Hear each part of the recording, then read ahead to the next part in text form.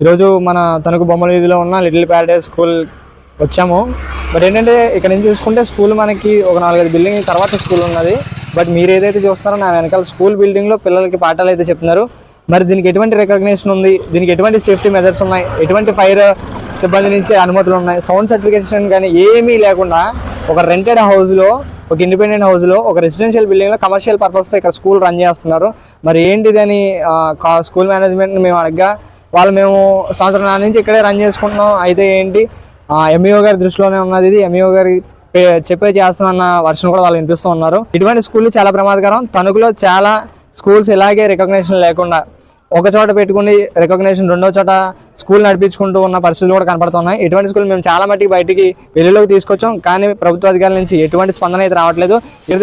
ఇదే స్కూల్లో దగ్గర పైన ఒక 60 మంది విద్యార్థుల దాకా ఉన్నారు. ఒక 2 సెక్షన్స్ వరకు ఇక్కడ రన్ చేస్తున్నారని తెలిసింది. అండ్ మీరు పైన చూసుకుంటే అయితే